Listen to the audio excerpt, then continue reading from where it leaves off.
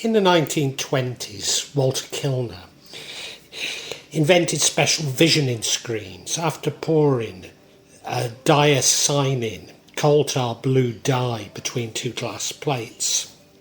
It blocked out most of the white light, and it was said to allow humans to detect the aura of other humans. Kilner and his associates were able to perceive auric formations, which he called the etheric double, the inner aura and the outer aura, extending several inches from the patient's naked bodies. He articulated this in his book of 1911 entitled The Human Atmosphere, or the aura made visible by the aid of chemical screens. Indeed, in this book he describes how the aura may be used for identifying medical conditions. The concept of auras was first popularised by Charles Webster Leadbetter, a prominent member of the Theosophical Society. Leadbetter had studied Theosophy in India and believed that he could use his clairvoyant powers to make scientific investigations. In 1910, Leadbetter introduced the modern concept of auras in his book, The Inner Life, incorporating them with the tantric notion of chakras. But in common with most theosophists, he reinterpreted them without acknowledging the sources of these innovations. Leadbetter described chakras as energy vortices and associated each of them with a gland, an organ, or another body part. Maybe you can appreciate now why I hold theosophists with a degree of contempt. In my estimation, they do as much damage to those of us who are interested in the occult and the paranormal as they assist us.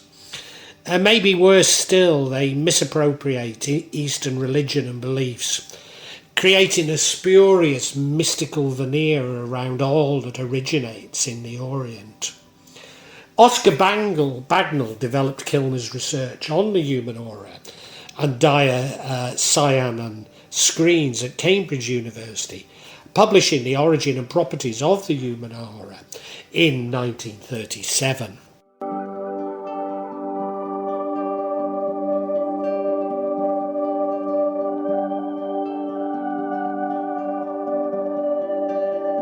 This Dicyanin technology was developed by the military, creating the first night vision goggles.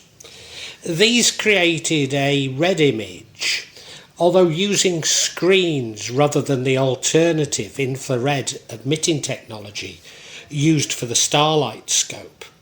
The starlight scopes were providing ground-based troops with a significant advantage. So these night vision goggles were issued to helicopter pilots, allowing them to fly at above 30,000 feet, out of reach of small arms. Under the correct conditions, the battery-powered goggles turned images of dark terrain into detailed, surreal, red or lemon-coloured heat images. These goggles were ambient light amplifiers that would amplify night light coming from the moon and the stars. Eventually, the technology was developed so that ambient light was amplified 40,000 times, which allowed pilots to see almost as well at night as during the day. They were originally designed for tank and truck drivers. The goggles were standard issue for thousands of helicopter pilots. Although well received, the goggles did restrict pilots' peripheral vision and depth perception, having severe limitations when weather or other conditions limited the available light.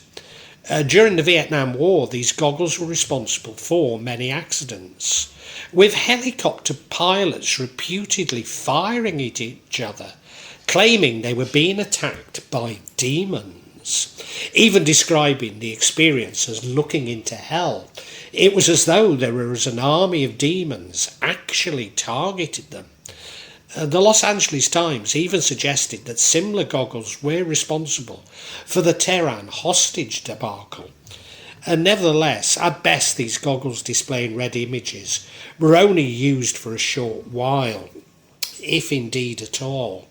When night vision shifted to green images, these demons apparently were no longer reported, as the phosphors on their screens were changed to make the green pictures, because our eyes are more sensitive to green light. It's also easier to look at green screens for longer periods than to look at black and white ones.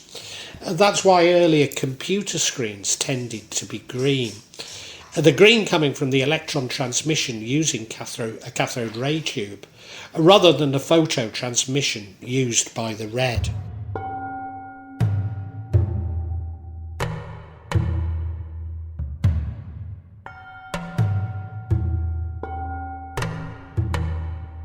Night vision is the ability to see in low light conditions, either naturally with scototopic vision or through a night vision device. Humans have poor night vision compared with many other animals, such as cats, partially because the human eye lacks the tapetum ludicum, a tissue behind the retina that reflects light back through the retina, thus increasing the light available to the photoreceptors. Night useful spectral range techniques can sense radiation that is invisible to a human observer. Human vision is confined to a small proportion of the electromagnetic spectrum called the visible light. Enhanced spectral range allows the viewer to take advantage of non-visible sources of electromagnetic radiation, such as near-infrared or ultraviolet radiation. The image may be a conversion to visible light of both visible light and near-infrared, whilst by conventional detection of thermal infrared is denoted as thermal imaging. In general, night vision devices work by a dim light from a night source entering the lens at the front. The light is made of photons of all colours. The photons enter the goggles. They strike a light-sensitive surface called a photocathode. This is like a precise solar panel as it converts photons into electrons. The electrons are amplified by a photomultiplier. Each electron entering the photomultiplier results in many more electrons leaving it. The electrons leaving the photomultiplier hit a phosphor screen. As the electrons hit the phosphor, they create tiny flashes of light. Since there are many more photons than originally entered the goggles, the screen makes a much brighter version of the original scene. When there is no light to amplify, it is possible to use thermal imaging. Instead of looking for the light that objects reflect, we look for the heat that they give off instead. All living things moving around in the darkness are going to be hotter than their surroundings, including objects such as vehicles and machines. Hot objects give off infrared radiation, which is a similar kind of energy to light, but is slightly longer wavelength or lower frequency.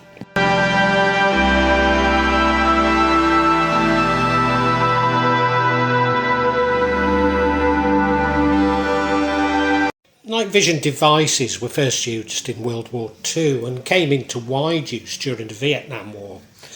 The technology had evolved greatly since their introduction, leading to several generations of night vision equipment, with performance increasing and price decreasing. Although the history of night vision devices predates World War II, it was Germany who developed infrared devices, and this was followed by the Allies. These original technologies amplified existing light by about 1,000 times, were bulky and cumbersome, necessitating infrared searchlights so big that they needed to be mounted on flatbed trucks, making them easy targets for the enemy. By the 1960s, scientists had created passive night vision devices, which didn't need an infrared illuminator to function. Devices like the small starlight scope used in the Vietnam War, with soldiers often fighting in low-light jungle conditions. A very positive assessment of these can be found in an unclassified document from the Army concept team in Vietnam from 1975, called the use of night vision devices by US Army units in Vietnam. Very imaginatively entitled, I might add. The report being based on interviews in Vietnam from February to July 1966. So normal human eyesight's only capable of perceiving a very small band of the electromagnetic spectrum. So dicyanin is believed to make the light waves, which are beyond the human eye, capability visible. This is achieved by changing the wavelength, something that other dyes will also do, and is known as fluorescence. To the eye, a continuous spectrum is usually terminated at the red end, and not by the lack of energy, but the ineffectiveness of longer waves in producing vision. So the dicyanin shifts the chromatic focus of the eye. A dicyanin absorbs light, uses its energy and converts it into a visible range, appearing immediately in real time. For example, high-vis jackets stand out clearly in poor lights, are readily available. Dicyanin absorbs visible light and beyond, and then uses the beyond to fluorescence, given a somewhat ghostly aura.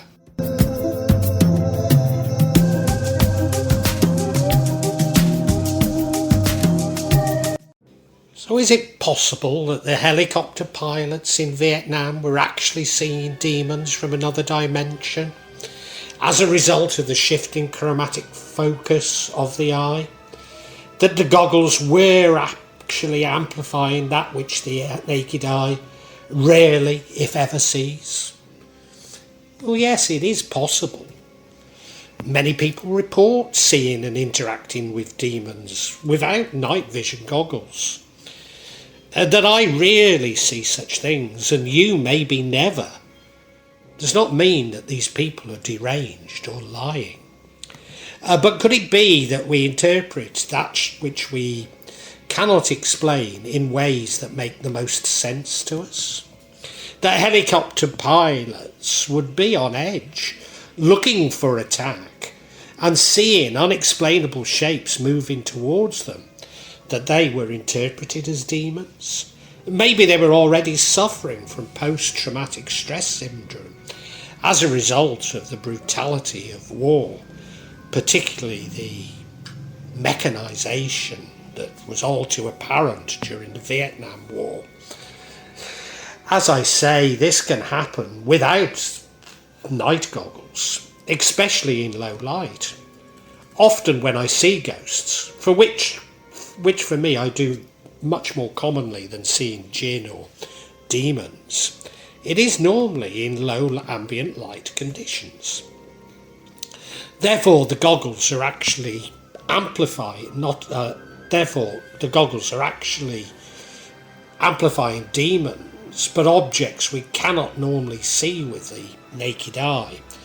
And some people overinterpret these as demons.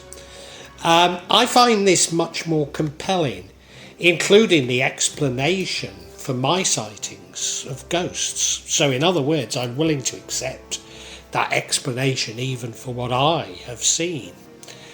I believe in the past I've talked about what we interpret as the paranormal, being objects, maybe even beings from other dimensions, that we have difficulty in seeing, let alone in interpreting.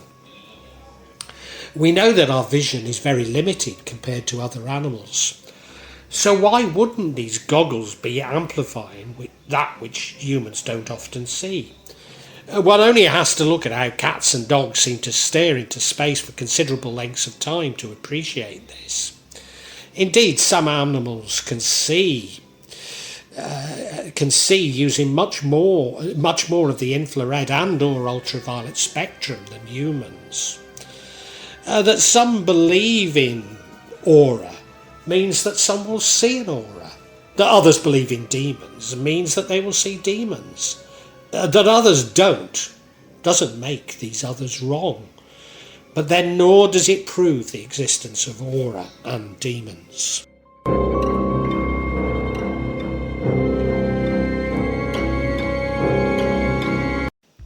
Dicyanin glasses are now sold to paranormal investigators and known as aura goggles. Although dicyanin is potentially carcinogenic, it's not a controlled substance, despite these glasses often promoted as being illegal. I'm therefore somewhat skeptical that some of the claims regarding them are shaped by commercial considerations. Indeed, in researching this, I come across post after post of people trying to buy the goggles, and they're readily available, saying that they will report on the results once they've managed to get hold of them. Scientists publishing in the British Medical Journal attempted, but failed to replicate Kilner's results, concluding that Dr. Kilner has failed to convince us that his aura is more real than Macbeth's visionary dagger. Studies in laboratory conditions have demonstrated that auras are instead best explained as visual illusions known as after images. Neurologists are more scathing and argue that people may perceive auras because of effects within the brain, epilepsy, migraines, or the influence of psychedelic drugs. So did the helicopter pilots really see demons in Vietnam? I cannot be sure. There certainly appears to be so much misinformation surrounding dicyanin in goggles, which I have to say appears to have a commercial motive. Certainly all night vision products can produce strange and potentially dangerous results in low light. Relying on night vision products in critical situations such as helicopter piloting at night in battle conditions does seem to be somewhat cavalier, especially those products with the red display of the early dicyanin screen. What I'm arguing is that there's nothing special about dicyanin screens nor their effects. They're simply amplifying the potential for confusion in low ambient light. It would seem that the red display is more prone to creating confusing images than the green, but I think that's all. Nevertheless, I do feel somewhat taken in by this story. I spent a lot of time researching it, not to come up with much apart from adverts for the goggles. Indeed, the less truth there is behind a idea or theory, the less information one will find.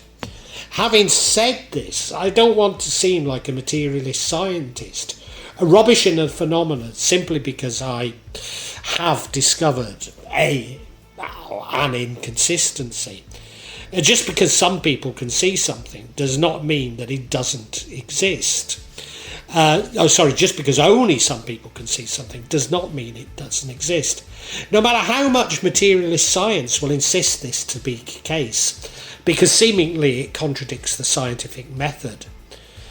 But these are those scientists who are naive enough to believe that the scientific method is about proving and not disproving phenomena.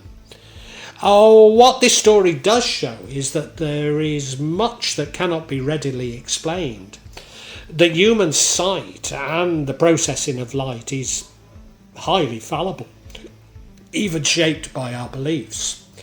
Indeed, I've often said that only those with some belief in the paranormal will experience it. This cannot be written off as hallucinations, unless you accept, as indeed I do, that everything is an hallucination. No, it reflects the fact that our reality is shaped by our beliefs and not the obverse.